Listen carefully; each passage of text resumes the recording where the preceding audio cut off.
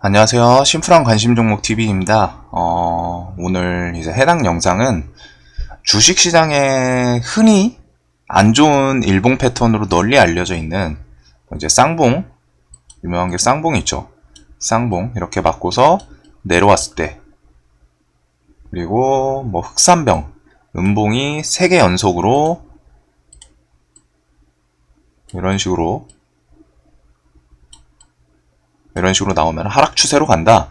이런 식으로 했다가 이제 이거 말고도 뭐 좀 더 안 좋은 패턴이다, 뭐 하락 추세로 가는 패턴이다 하는 패턴들이 몇 개 있기는 해요. 근데 대표적으로 쌍봉, 이거에 대해서 좀 설명을 드리려고 합니다. 특히 차트상 고정관념에 대해 설명을 드리려고 해요. 쌍봉, 분명히 안 좋은 차트는 맞아요. 쌍봉까지는. 그래서 쌍봉이 있는 거를 그 뒤에 보지도 않는 분들도 있는데, 반대로 갔다가 이런 쌍봉을 이용도 할 수 있다는 점. 쌍봉이 그냥 네이버에만 쳐도 이런 식으로 나와요. 쌍봉, 폭락 시그널인 주식 쌍봉을 이용한 현명한 매도 방법. 폭락의 징조, 쌍봉에 관하여. 주식에서 피해야 할 패턴, 쌍봉. 이런 식으로 갔다가 처음 주식에 접하는 초보분들이든 뭐 좀 이제 많이 오래 살아남으신 분이든 기본적으로 쌍봉 자체는 안 좋은 게 맞습니다. 안 좋은 게 맞아요. 그리고 흑산병, 이것도 대표적으로 음봉이 3일 연속 나타난 것이다.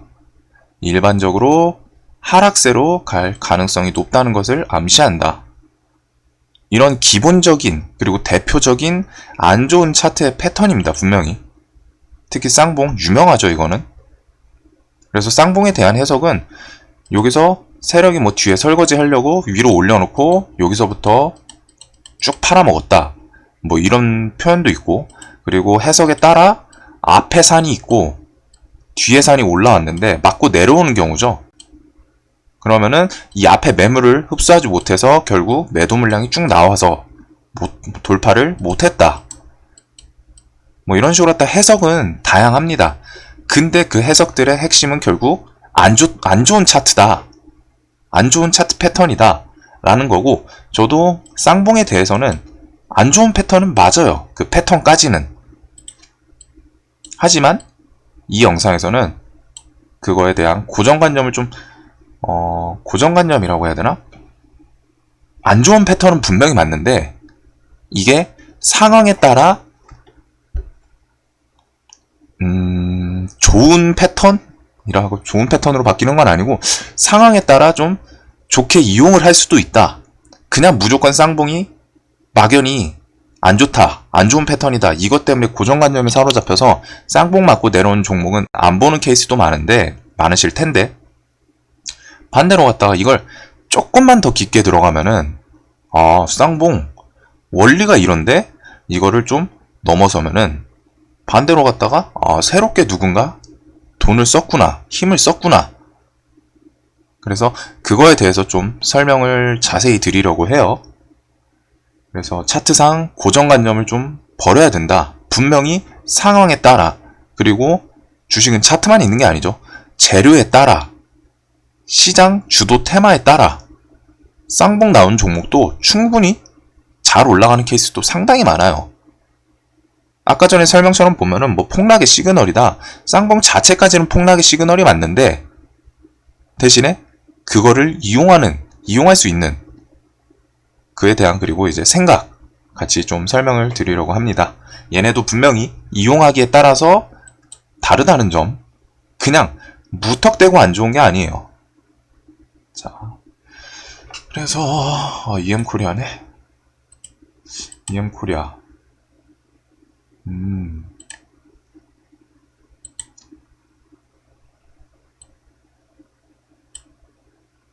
쌍봉뿐이 아니라 이런 것도 같이 설명을 드리려고 했어요.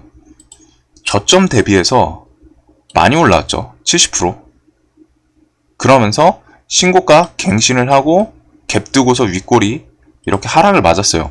뭐 엄청 장대 음봉까지는 아니지만 분명히 저점 대비해서 고점을 찍고 신고가까지 갱신을 한 번 더 하고 윗골이 길게 해서 음봉으로 마감을 했다. 이런 봉만 봤을 때는 이거 고점에서 슬슬 세력이 팔려는 건가? 이런 생각도 하실 수 있거든요. 쌍봉은 조금 이따 말씀드릴게요. 그냥 보여가지고 설명드리는 거니까. 어차피 원리가 제가 설명드리려는 원리는 똑같아요. 자, 근데 이 뒤에를 보면은 이 봉을 아예 채워서 넘어섰죠. 자, 이 봉까지는 분명히 이 윗자리에서 매도세가 나온 거예요. 매도세가 나왔으니까 윗골이 길게 달고 쭉 매도에 밀려서 여기서 종가가 마감을 한 거죠. 5,410원에서. 그러면은 이 가격대에서는 세력이든 개인이든 누군지 몰라도 좀 파는구나, 이 가격대에서는. 근데 이게 저점 대비해서 70% 상승한 자리야. 좀 높은 자리인데? 거래량이 뭐 엄청 터진 건 아니지만 그래도 이 전에 1,000억 터져놓고 여기서는 500억이 터졌어요. 반. 이거 세력이 좀 터는 건가?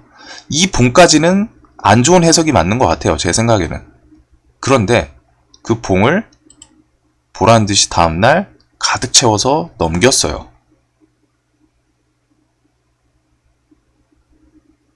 자, 어제까지는 이 자리에서 매도가 나왔는데 그걸 다음날 보란듯이 채워서 넘겼어. 그 뒤에 주가를 볼까요? 갑자기 22%. 물론 여기까지는 뭐 수소 테마라던가 분명히 차트상, 제가 지금 차트상 관점만 말씀드리려는 거고 재료나 테마, 시황 이런 거는 조금 제외하고 차트만 말씀드리려고 해요. 그래서 이 당시에는 제가 봤을 때는 뭐 수소 테마, 넥소, 현대차 넥소 수소 테마였던 것 같기는 한데 차트만 봤을 때는 요 자리까지는 분명히 조금 안 좋아 보일 수 있던 상황, 매도가 이만큼 나왔던, 근데 그거를 다음날 넘어버렸다는 점. 자, 두산중공업.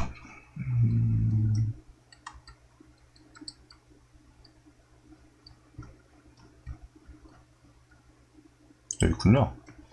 두산중공업이다.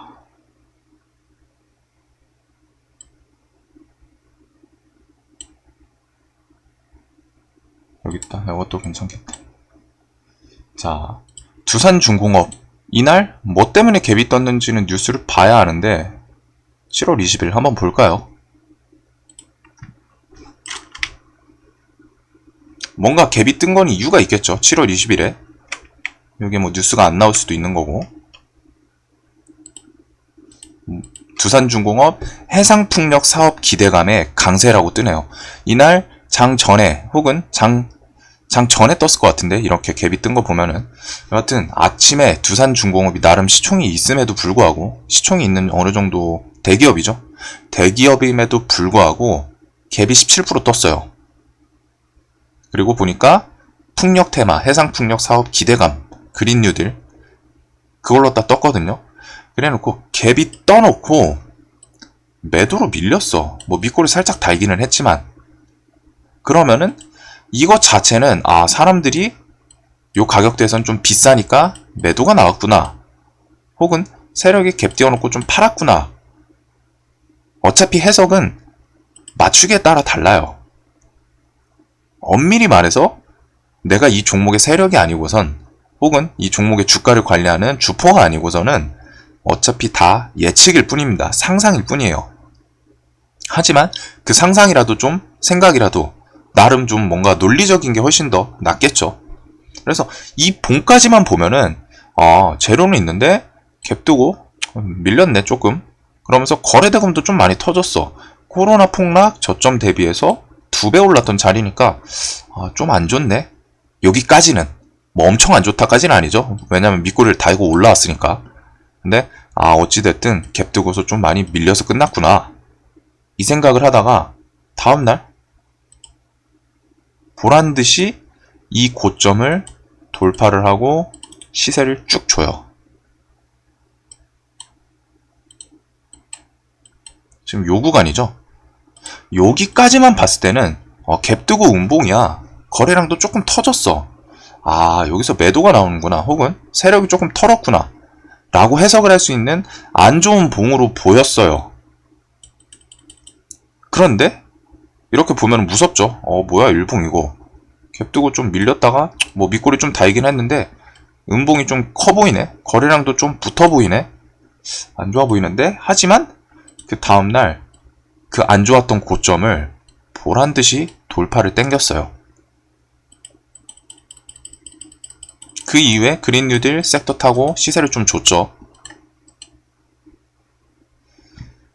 자, 뭐가 있을까 또. 지금 이렇게 설명드리면서 나중에 원리라고 해야 될지 제가 좀 생각하고 있는 이런 거를 좀 같이 말씀을 드릴게요. GH 신소재.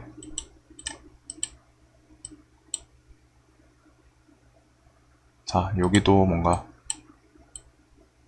이런 자리.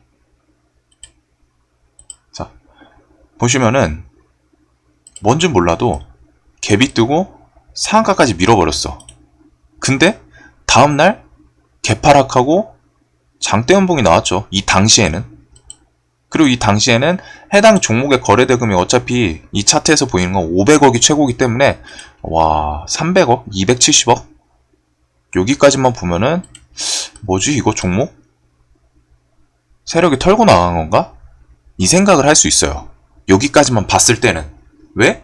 갭 뜨고 상한가 만 놈이 다음날 뭔진 몰라도 갭 하락하고 장대 연봉으로 밀어버렸어. 거래량도 터졌어. 그러면은 이 봉까지는 일단 안 좋게 보여요. 근데 그 다음날 보란듯이 해당 음봉의 고점 그리고 그 전날 상한가 라인 돌파를 시켰죠. 이렇게 2포인트. 다음날 시세를 18% 빠르게 당겨줬어요. 이 뒤에는 좀 조정이 나왔을 것 같은데 이런 식으로 하다가 차트라는 거는 분명히 안 좋은 모습이 있어요. 이거 전고점 돌파해놓고 상한가까지 닫은 놈이 와 상 닫아놓고 갭도 안 뜨고 갭 하락하고 그게 밀려버려. 그리고 일봉으로 봤을 때 조금 장대 음봉 같아. 세력이 턴 건가? 라는 생각이 드는데 몇 일 지켜봐야 돼요. 혹은 몇 달 볼 수 있는 포인트예요. 이런 자리, 매도가 이만큼 나온 자리라는 건데 돌파를 시켰잖아요. 이거 누가 올렸을 것 같아요? 개인이 이거 돌파시켰을까요? 개인의 기본 성향은 개인의 기본 성향을 이해하시면은 이런 차트가 인위적이구나 라는 걸 이해하실 수 있을 거예요. 개인은 절대 내 돈을 손해보면서 주가를 상승시키지 않습니다. 포인트예요. 개인은 내가 돈이 아무리 많아도 내가 손해보면서 시장가로 갖다 주가를 이렇게 땡겨버리지 않는다는 거예요. 특히 이런 매도 많이 나온 봉에서 그거를 돌파시켰다라는 거는 최소한 개인은 아니다 라는 점. 개인의 기본 성향을 간과하시면 안 돼요. 개인은 무조건 내가 손해를 보면서 종목 주가를 올리지 않아요. 그리고 이 정도의 자금력이 있지도 않고 다음날 1230억 터졌네요. 물론 시장에 지금 개인들의 자금이 해당 종목에 집중되면 1000억이 뭐예요. 1조도 넘게 터뜨릴 수 있지. 그렇지만 저번에 영상에서 말씀드린 거 개인은 집중 사격이 안 됩니다. 집중 포화가 안 돼요. 서로 의심하고 내 돈 지키기 바쁘기 때문에 기간 외인 대비해가지고 뭐 자금력이 엄청 모자란 건 아닌데 오히려 제가 알기로는 개인들 모든 돈이 모이면은 자금력이 셀 거예요. 근데 매일 기간 외인한테 지는 이유가 집중이 안 돼요. 왜? 너도 나도 눈치 보면서 내 거 수익 지키고 손해 줄이기 위해서 살고 있는데 남들이랑 커뮤니케이션이 안 되죠. 그리고 서로 믿지도 못해요. 조금 내려가면은 아 이거 망한 것 같은데 매도하고, 올라갈 때 아 이거 좋아 보이네 그냥 시장가 매수하고. 이게 개인의 성향이에요. 절대 내가 손해보면서 올리진 않아요. 가는 거를 따라갈지언정 내 돈으로 올리지 않는다는 점이에요. 근데 이 봉까지만 봤을 때는 아 이거 끝났네 라는 생각이 들 수 있는 그 정도의 봉이거든요. 상한가 가놓고 갭 1%도 안 두고 그냥 갭 하락 시작 6% 시작해서 끝까지 밀어버렸어. 이거 여기서 들고 있는 사람들 어떤 생각 들 것 같아요? 상한가 닫았으니까 다음날 뭐 갭이라도 좀 2, 3%라도 뜨겠지 생각했는데 아침부터 6% 밀어. 그러면은 아 탈출시켰어. 아 이거 6% 반등하겠지? 아침부터 상한가를 닫아놓고 개파락을 했다. 반등해주겠지? 아 물론 지금 설명드리는 건 이날 뭐 악재가 없었다는 가정하에요. 저도 지금 이날 뉴스를 안 봤기 때문에 지금 차트 관점에서만 설명드리고 있는 겁니다. 개파락을 했어. 그리고서 반등을 기다렸는데 6%나 하락을 했으니까 상한가 한 놈이 반등 없이 끝까지 밀려. 무슨 생각이 들었을까요? 끝났네라는 생각이 저는 들었을 것 같아요. 그래 놓고 다음날 반등, 돌파, 고점까지. 이 봉을 개인이 만들 수 있냐 이 말이에요.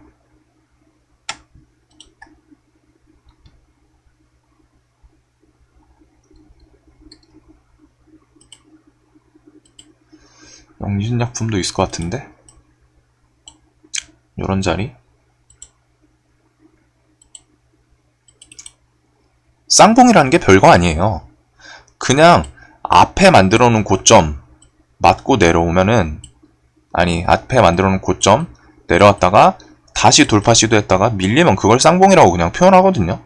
뭐 물론 이제 개인마다 기준이 조금 다를 수는 있죠. 뭐 장대 음봉이어야 된다 뭐 이렇게 보실 수는 있는데, 어찌됐든 쌍봉이라는 거의 의미 자체는 쌍봉, 두 개의 봉 고점이 맞고 내려왔다는 점이거든요. 그래서 여기까지는 영진약품 이날 특히 악재로 내려왔죠. 9월 1일 그 팩트체크라는 뉴스에서 영진약품 뭐 회사가 덱사메타손 생산 실질적으로 안 한다. 제가 기억하는 뉴스는 이거예요. 그래서 덱사메타손 재료로 올라놓고서 팩트체크라는 뉴스에서 해당 회사 덱사메타손 생산 안 한다. 뭐 이런 뉴스 때문에 내려왔던 걸로 기억을 해요. 그래서 악재로 내려온 거고 쌍봉이에요. 여기까지는 뭐 장대 음봉이 아니니까 뭐 괜찮다라고 생각하시는 분들도 있을 수 있는데, 여기서 뉴스까지 생각하면 아 좀 안 좋은 거. 그리고 제 눈에는 어찌됐든 쌍봉이에요 이거는. 그런데 다음날 돌파를 시켰죠. 9월 2일날 뭐 뉴스가 있었던 것 같은데 제 기억으로 이거네요. 이거 9월 1일 팩트체크가 이거다. 제가 말씀을 잘못 드렸네. 이날 9월 1일 이 뉴스로 올랐어요. 중국 시노백 코로나19 백신 글로벌 임상 3상 이거에 뭐 회사가 엮여있다 지분. 근데 팩트체크에서 제가 말씀을 잘못 드렸네요. 덱사메타손이 아니라 팩트체크라는 그 뉴스에서 이 회사랑 뭐 실질적으로 연관이 없다 뭐 이런 뉴스였던 것 같아요. HTS에는 안 나왔는데 일반 밖에 뉴스 네이버 온라인 뉴스에 나왔었거든요. 이건 설명을 잘못 드렸네요. 여하튼 이날 이런 악재로 갖다 내려와 놓고 다음날 보란듯이 덱사메타손 재생산 준비 중 이런 뉴스 이용하면서 돌파를 시켰어요. 특히 이 전날 대금도 7,500억, 8,300억 많이도 터진 날인데 그 다음날은 1조 가까이 터졌어요. 이런 고점을 돌파하고.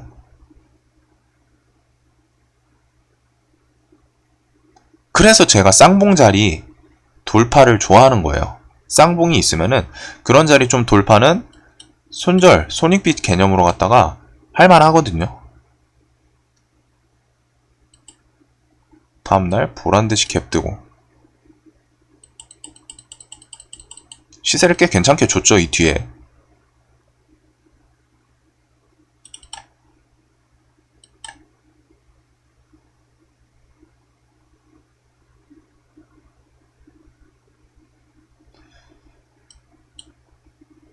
그리고 요 자리도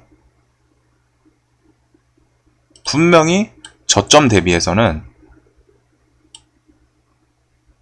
많이 올라온 봉이에요. 바닥권 대비해서 많이 올라오고 갭이 17% 뜨고 음봉으로 꽂았어요. 장대 음봉이죠. 이게 바로 고점에서 우리 흔히들 그 주식 이제 처음 딱 해석할 때 고점에서 거래량 터진 장대 음봉은 세력이 턴 거니까 조심해라. 이 봉이죠. 그냥 설명하는 게 딱 아침 갭 뜨고 그냥 다 밀어버렸잖아요. 거래대금 1조 터졌어. 거래량도 많이 터지고. 이게 흔히들 말하는 장대 음봉, 고점, 주가, 세력이 터는 봉이다. 쭉 올라가서 장대 음봉 밀어버리는 그런 봉이거든요. 근데 그 다음날 이거를 돌파시켰잖아요. 보란듯이. 그러면은 이런 구간에서 돌파, 뭐 결과적이긴 하지만 7% 수익도 좋고 이거를 강제로 갖다 누군가 돈을 써서 돌파를 시켰다는 거니까 거래대금도 더 터졌어. 그 뒤에 이런 반등도 또 따라왔죠.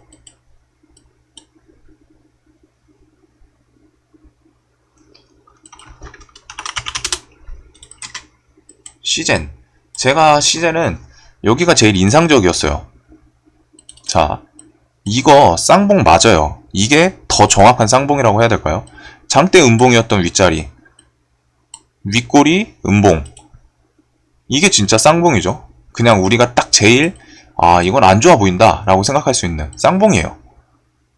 실질적으로 그 뒤에 주가가 하락은 했고, 자 그러면 이 쌍봉을 그냥 보고서 이 회사 끝났네 라고 할 것이냐, 재료 관점 같은 거 싹 제끼고 차트만 봤을 때 이 상태에서 이 종목이 계속 하락을 해야 돼요. 추세가 안 좋아져야 돼. 단기간에 급등을 했기 때문에 단기간에 급락은 했는데 생각보다 안 내려가는 거예요. 뭐지? 잘 버티네? 그러면서 뭐 재료 측면을 역자고 하면은 지금 차트 관점으로 위주로 설명드리고 있는데, 이 당시에 뭐 코로나 좀 전 세계적으로 많이 퍼지고 실적 관련해서 얘기 나오고 6월 20 몇 일 이때부터 제가 이놈 외국인 움직임 엄청 이상하다고 말씀을 드렸던 게 기억이 나는데, 외국인도 갑자기 크게 들어왔어요. 그러면서 이 쌍봉 자리를 도전을 하러 다시 올라와. 근데 결과적으로는 에이 그럼 그렇지 또 맞고 떨어졌어. 하지만 뒤에를 봤더니 결국 올라탑니다. 쌍봉, 삼봉 여기까지만 봤을 때는 분명 안 좋은 자리였어요. 패턴 자체가 에이 쌍봉 왔으면 끝났지 라는 생각을 할 수 있을 정도로 안 좋은 자리였어요. 그리고 단기적으로 봤을 때도 하락 패턴 딱 이어지고 망했네, 끝났네, 세력 털었네. 거래량이 뭐 좋게 터진 것도 아니죠. 근데 애가 시황이랑 재료랑 뭐 이런 거랑 엮어서 볼 수도 있고, 어찌 됐든 차트상 이런 자리를 올라탔어. 그 이후에 시세를 꽤 괜찮게 줬죠.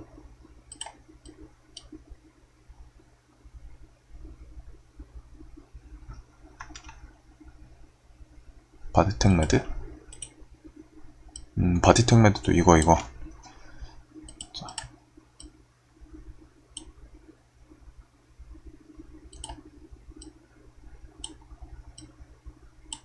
자, 바디텍매드 여기도 쌍봉 갭 뜨고 시세 줬다가 쭉 밀리고 거래량도 터지고 안 좋아 보여요. 여기까지는 정확히 말하면 안 좋은 게 맞죠, 이날까지는. 그런데 이런 자리를 다시 돌파를 해줘. 돌파 구간에서도 뭐 매매를 이렇게 돌파하다가 뭐 밑으로 밀리는 애들도 있기는 해요. 근데 돌파 구간에서 보통 이런 자리는 시세를 1, 2%라도 웬만해선 먹을 수 있습니다. 짧게라도. 그거는 뭐 각자 통계를 내보셔야 되는 거긴 한데, 이런 식으로 했다가 쌍봉이 나와놓고 그 다음날 올렸다는 점, 이거를 일반 개인이 할 수 있을까요? 뭐 뉴스가 나오는 것도 뉴스 만드는 거 일반 개인이 할까요? 정확히 말하면? 이거 뭐 이런 식으로 하다가 뭐 코로나 진단 키트 말고 특징주 없나? 이런 거 특징주 이거를 잘 생각해 보세요. 이거 뉴스가 일반 개인이 이런 거 뉴스 기자분들한테 돈 주면 만들어 주시거든요. 다들 몰라서 그렇지 기자분들한테 돈 주면은 어느 정도 쥐어주면은 만들어줘요. 그럴싸하게. 근데 이런 뉴스 만드는 거를 개인이 하시는 분들이 있나요? 주변에? 보통 이런 뉴스는 세력, 최소한 우리가 모르는 아니면 최소한 해당 회사의 임원들은 이거 뉴스 나올 거 어느 정도 알고 있어요.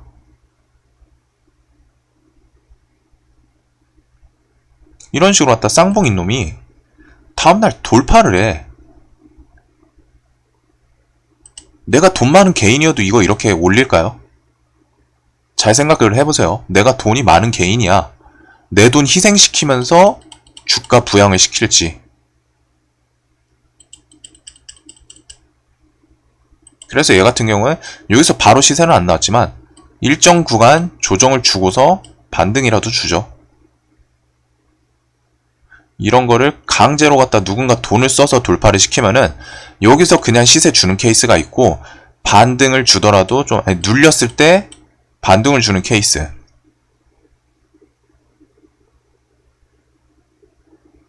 주가는 무조건 올라가진 않아요. 종목이 올라갈 수도 있지만 내려가서 올라갈 수도 있고 밀렸다가 올라올 수도 있고. 근데 핵심이 뭐냐면 종목 선정을 할 때 결국에는 이런 그냥 시세를 주는 종목이든 반등이 줄 확률이 높은 종목이든 이런 걸 컨택하는 게 핵심이에요.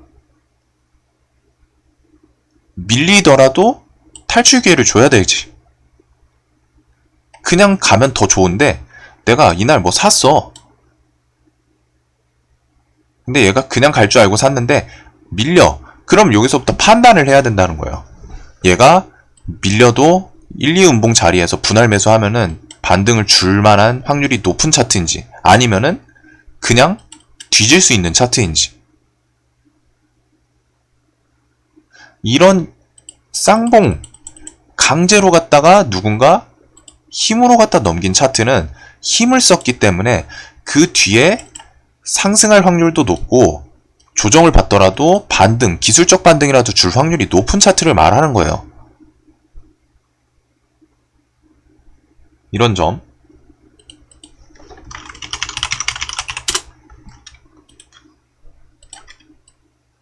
뭐야 이 가비아는. 일신바이오 요놈도 어디 있을 것 같은데 요거 8월 13일 얘도 그냥 저점 대비해서 보면 엄청 올라왔죠. 일신바이오 8월 13일이면은 얘 1200원짜리였어요 코로나 폭락 때 4배 5배 올라온 자리입니다. 5배 올라왔네요.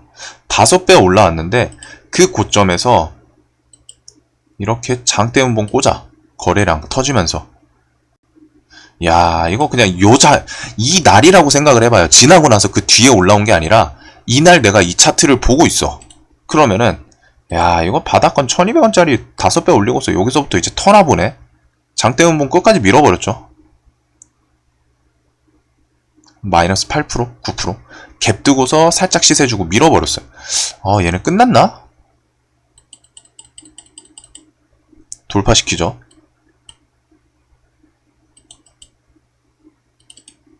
이 자리를 돌파를 시키면서 그 다음날도 시세를 크게 주고 지금 거기 주변에서 뭐 비비고 있는데 이거는 모르겠어요. 뭐 어떻게 될지는 이후의 일이겠죠. 차트 이쁘네요. 이렇게 잘 비비고 있네.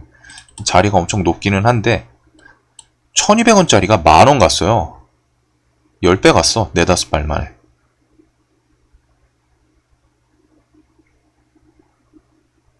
제가 제일 좋아하는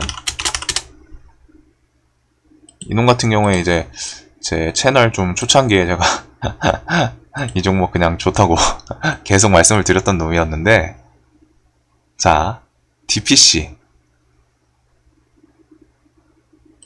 어떻게 해석하냐에 따라 다 다르지만 이런 것도 쌍봉으로 볼 수 있겠죠. 장대음봉 나왔으니까. 근데 그 이후에 여기 또 저항 맞고 내려왔어. 돌파. 이랬던 자리들.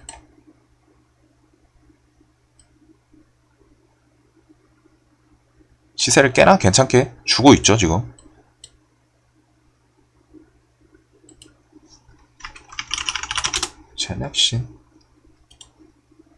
제넥신도 여기 딱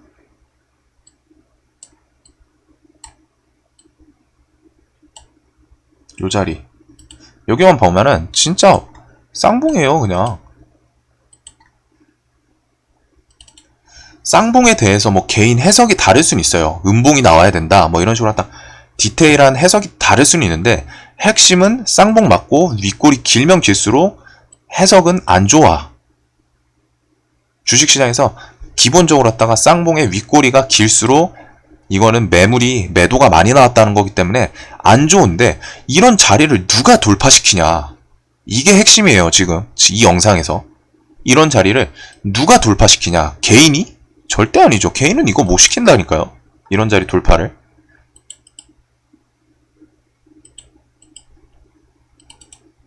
다음날 보란듯이 가득 채우고 갭 떴다가 살짝 깨졌지만 다시 돌파하면서 시세.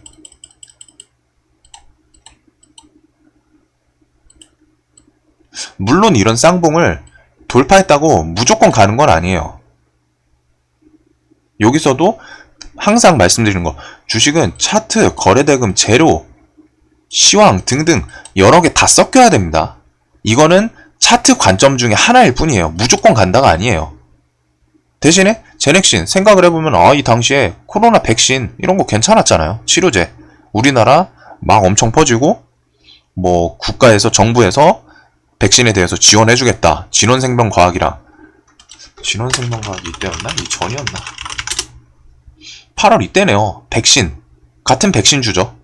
진원이 미친듯이 가고 8월 27일 제넥신도 똑같이 고점이죠. 이런 점 그냥 차트상으로만 지금 설명을 드리려고 하지만 주식은 절대 차트만 보면 안 된다는 거예요. 이것저것 재료든 뭐 시황이든 지수든 뭐 지수 전쟁 나는데 이거 갈 것 같아요? 못 나요. 못 가요. 하지만 해당 영상은 지금 차트 관점을 중심으로 갖다 설명을 드리고 있는 거기 때문에 분명히 다른 변수도 생길 수 있다는 점.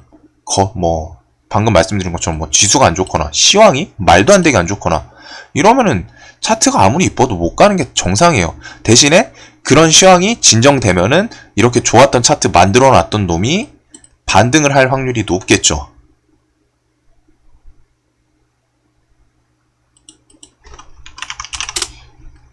캐몬도 여기 야 시원하게 쌍봉 맞고 내려왔네. 윗꼬리도 길고 25%짜리 밀어버렸네. 거래량도 2천억 터지고. 끝난 건가?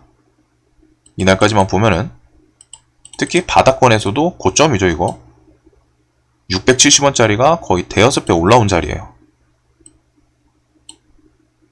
여기까지만 봤을 때는 어휴 끔찍하다. 이건 주식 끝났다. 혹은 쌍봉 기니까 이거는 세력이 좀 많이 털고 나왔겠네 라는 해석이 되는데, 영상 처음부터 말씀드렸던 거 안 좋은 패턴이 끝까지 안 좋은 게 아니에요.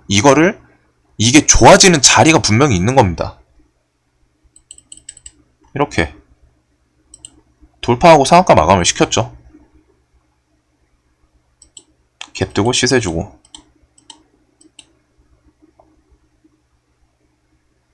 그렇기 때문에 안 좋은 패턴이 나왔다고 그냥 끝인 게 아니에요.